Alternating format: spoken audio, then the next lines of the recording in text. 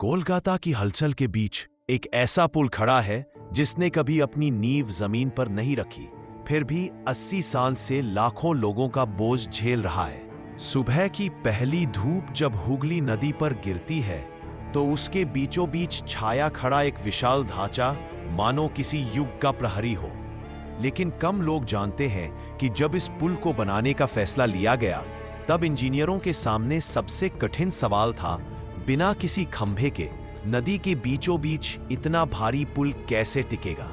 और इसी सवाल का जवाब था एक ऐसा राज जिसकी वजह से यह पुल आज तक हिला भी नहीं। कहा जाता है कि इस पुल को खड़ा करने के लिए 26,500 टन स्टील लगा, लेकिन एक भी बोल्ट का इस्तेमाल नहीं हुआ। फिर यह जुड़ा कैसे, टिकता कैसे है? साल 1936 ब्रिटिश इंजीनियरों ने दुनिया की सबसे चुनौतीपूर्ण परियोजना शुरू की। नदी की गहराई इतनी अधिक थी कि बीच में खंभा डालना नामुमकिन था। समाधान निकाला गया, कैंटिलीवर डिजाइन, जिसमें दोनों किनारों से पुल ऐसे बढ़ाया गया जैसे दो विशाल हाथ एक दूसरे को हवा में थाम रहे हों।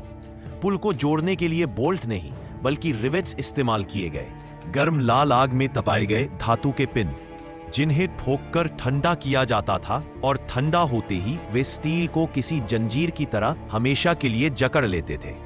दुनिया युद्ध की आग में झुलस रही थी, फिर भी यहां कोलकाता में मजदूर दिन रात इस पुल को पूरा कर रहे थे। कहा जाता है जब इस पुल के अंतिम हिस्से को जोड़ने का समय आया तो नदी की हवाएं इतनी तेज थीं कि हिस्सा बार बार हिल रहा था।